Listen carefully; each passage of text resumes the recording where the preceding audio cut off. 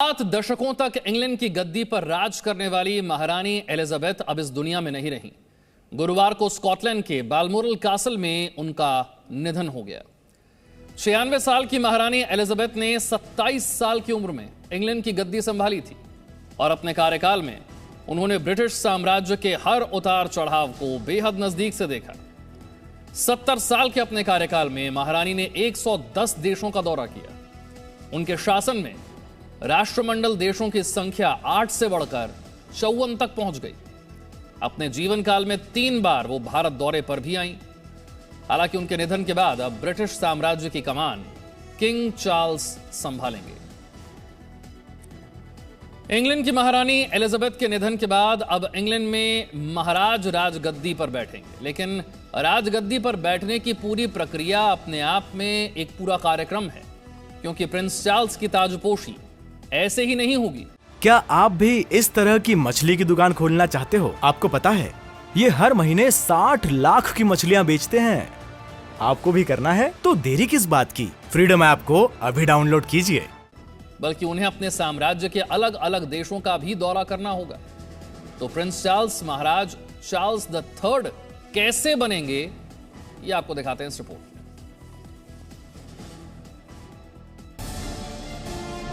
Last and grandest symbol of all is the crown of St. Edward, when the Archbishop gently sets this splendid emblem on the Queen's head. 70 साल पहले queen Elizabeth के सिर कोहिनूर जड़ा ये ताज सजाया गया था और अब 7 दशकों बाद ये ताज महारानी की बजाय महाराज का होने वाला है। भले ही आधिकारिक तौर पर प्रिंस चार्ल्स किंग चार्ल्स बन गए हैं, लेकिन ताजपोशी का कार्यक्रम होना अभी बाकी है। इस कार्यक्रम से पहले प्रिंस चार्ल्स को कई कार्यक्रमों में शामिल होना होगा। महारानी के निधन के बाद सबसे पहले प्रिंस चार्ल्स प्रधानमंत्री के साथ मुलाकात करेंगे और देश में शोक का ऐलान करेंगे। इसके बाद वो देश के नाम संदेश देंगे, जिसमें मां को श्रद्धांजलि दे सकते हैं। इसके दूसरे दिन वरिष्ठ मंत्रियों, नौकरशाहों और राष्ट्रमंडल देशों के नेताओं की अहम बैठक होगी। बैठक में प्रिंस चार्ल्स को नया राजा बनाने के मुद्दे पर सहमति बनाई जाएगी। इसके बाद सेंट जेम्स पैलेस और लंदन शहर में रॉयल एक्सचेंज में किंग चार्ल्स के प्रवेश की घोषणा पड़ी जाएगी। हालांकि इस दौरान उपस्थित लोग बेहद सादे लिबास में होंगे। इसके बाद किंग चार्ल्स प्रधानमंत्री और अन्य कैबिनेट सदस्यों को संबोधित भी करेंगे। महारानी के निधन के 3 दिन बाद किंग चार्ल्स वेस्टमिंस्टर हॉल में शोक प्रस्ताव पढ़ा जाएगा। इसके बाद किंग चार्ल्स यूनाइटेड किंगडम के तीनों विकसित देशों का दौरा करेंगे। सबसे पहले वो स्कॉटलैंड जाएंगे और वहां की संसद और एडिनबर्ग का दौरा करेंगे। एडिनबर्ग के बाद बेलफास्ट में सेंट एनी कैथेड्रल और हिल्सबोरा कैसल में शोक का प्रस्ताव पढ़ा जाएगा। बाद में उत्तरी आयरलैंड जाएंगे, जहां वो वेल्स की संसद और कार्डिफ में लियांडाफ कैथेड्रल का दौरा करेंगे। राजा के यूनाइटेड किंगडम के दौरे के बीच लंदन में अंतिम संस्कार की तैयारियां जारी रहेंगी। महारानी की मृत्यु के 10वें दिन से पहले किंग चार्ल्स लंदन वापस आ जाएंगे। इसके बाद विंडसर कैसल में महारानी का अंतिम संस्कार किया जाएगा। इसके बाद स्वाभाविक किंग चार्ल्स का राज्याभिषेक होगा।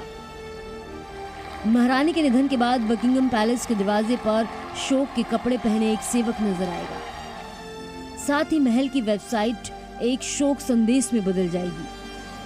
सिंगल पेज की वेबसाइट पर गहरे बैकग्राउंड के साथ वही संदेश नजर आएगा। इसके अलावा सभी न्यूज रीडर्स को ब्लैक सूट और ब्लैक टाई पहननी होगी। सभी कार्यक्रमों को रोक दिया जाएगा। यूके की संसद के साथ ही स्कॉटलैंड और नॉर्दर्न आयरलैंड को स्थगित कर दिया जाएगा। अगर संसद नहीं चल रही होगी तो इसे भुलाया जाएगा।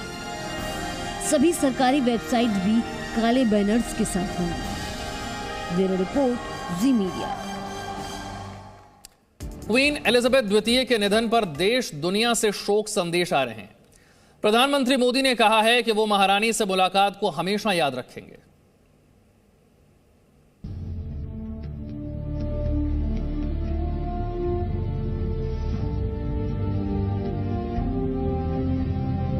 यूनाइटेड किंगडम पर सबसे लंबे समय तक राज करने वाली क्वीन एलिजाबेथ द्वितीय का निधन हो गया। एलिजाबेथ 1952 में ब्रिटेन की महारानी बनी थी और उनके राजकाज के दौरान ब्रिटेन में बड़े सामाजिक बदलाव हुए। आज पूरी दुनिया महारानी को याद कर रही है। महारानी एलिजाबेथ द्वितीय के सम्मान में अमेरिका की राजधानी वॉशिंगटन डीसी की सबसे ऐतिहासिक जगहों में शुमार कैपिटल हिल पर अमेरिका का राष्ट्रपति ध्वज आधा झुका दिया गया है। अमेरिकी राष्ट्रपति जो बाइडेन ने महारानी के निधन पर शोक संदेश दिया है। महारानी के निधन पर फ्रांस की सरकार ने उन्हें श्रद्धांजलि दी है। फ्रांस की राजधानी पेरिस के मशहूर एफिल टावर की रोशनी को बुझा दिया गया। ब्रिटेन की महारानी के निधन से देश ही नहीं दुनिया भर से संदेश आ रहे हैं। प्रधानमंत्री नरेंद्र मोदी ने एलिजाबेथ के साथ अपनी मुलाकात की तस्वीरें साझा की। साथ में लिखा, 2015 और 2018 में यूके की अपनी यात्राओं के दौरान मेरी महारानी एलिजाबेथ द्वितीय के साथ यादगार मुलाकातें हुई। मैं उनकी गर्मजोशी और दयालुता को कभी नहीं भूलूंगा। एक बैठक के दौरान उन्होंने मुझे वो रुमाल दिखाया जो महात्मा गांधी ने उन्हें उनकी शादी में उपहार में दिया था। मैं उस मुलाकात को हमेशा संजो कर रखूंगा। क्वीन एलिजाबेथ द्वितीय के निधन पर संयुक्त राष्ट्र महासचिव एंटोनियो गुटेरेस ने भी शोक व्यक्त किया। एंटोनियो गुटेरेस ने कहा, रानी एलिजाबेथ द्वितीय संयुक्त राष्ट्र की एक अच्छी दोस्त थी और 50 साल से अधिक समय के अलावा 2 बार हमारे न्यूयॉर्क मुख्यालय का दौरा किया। मैं महारानी एलिजाबेथ द्वितीय को उनके लोगों की सेवा करने के लिए, उनके अटूट आजीवन समर्पण के लिए श्रद्धांजलि अर्पित करना चाहूंगा। दुनिया उनकी भक्ति और नेतृत्व को लंबे समय तक याद रखेगी। कनाडा के प्रधानमंत्री जस्टिन ट्रूडो ने शोक संदेश में कहा, ये बड़े दुख की बात है, हमने कनाडा के सबसे लंबे समय तक शासन करने वाले महामहिम महारानी एलिजाबेथ द्वितीय के निधन के बारे में जाना। उनकी सेवा हमारे देश के इतिहास का एक महत्वपूर्ण हिस्सा रहेगी। महारानी के निधन की खबर के बाद न्यूजीलैंड के प्रधानमंत्री ने शोक संदेश दिया है। वहीं यूरोपीय परिषद के अध्यक्ष चार्ल्स मिशेल ने कहा कि हमारी संवेदनाएं शाही परिवार और उन सभी के साथ हैं जो ब्रिटेन और दुनिया भर में महारानी एलिजाबेथ द्वितीय के निधन से दुखी है। वो हमें अपने साथ आधुनिक दुनिया में स्थायी मूल्यों के महत्व को दिखाने में कभी असफल नहीं हुई। सेवा और प्रतिबद्धता के लिए उन्हें हमेशा याद किया जाएगा।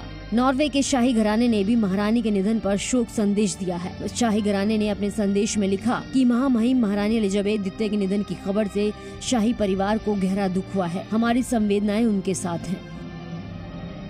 70 साल तक राज करने वाली महारानी के निधन के बाद भारत का मशहूर कोहिनूर हीरा एक बार फिर से चर्चा में आ गया। दरअसल एक बार फिर से यह सवाल उठने लगा है कि महारानी एलिजाबेथ की मुकुट पर जड़ा ऐतिहासिक कोहिनूर अब किसके सिर के ताज की शोभा को बढ़ाएगा।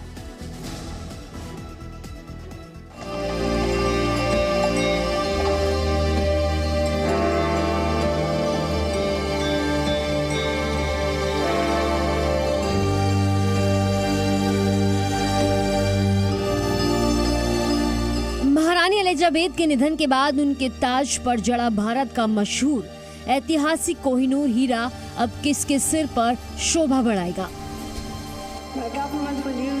हालांकि महारानी ने 1 साल पहले ही प्रिंस चार्ल्स की पत्नी कैमिला को डचेस ऑफ कॉर्नवॉल को क्वीन कॉन्सर्ट बनाए जाने का ऐलान कर दिया था। ऐसे में तय है कि कैमिला को महारानी एलिजाबेथ का कोहिनूर वाला ताज मिल जाएगा। ऐतिहासिक कोहिनूर हीरा दुनिया के सबसे बड़े हीरे में से एक है। कोहिनूर 105.6 कैरेट का हीरा है। ये हीरा 14वीं शताब्दी के दौरान भारत में पाया गया था।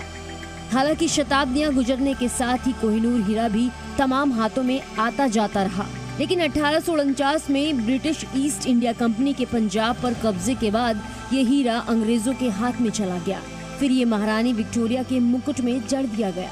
तभी से ये ब्रिटेन की महारानी के मुकुट की शोभा बढ़ा रहा है। हालांकि भारत समेत दुनिया के कम से कम 4 देशों ने कोहिनूर पर अपना दावा कर रखा है। कोहिनूर हीरा किंग जॉर्ज 6 के 1937 के राज्याभिषेक के लिए क्वीन एलिजाबेथ के लिए बनाए गए प्लेटिनम के मुकुट में स्थापित किया गया था। तभी से कोहिनूर हीरा उसी राज मुकुट में जड़ा हुआ है। अब जब प्रिंस चार्ल्स राजा बन गए हैं तो ये कीमती प्लेटिनम और हीरे वाला मुकुट रानी कैमिला के सिर पर रखा जाना तय है।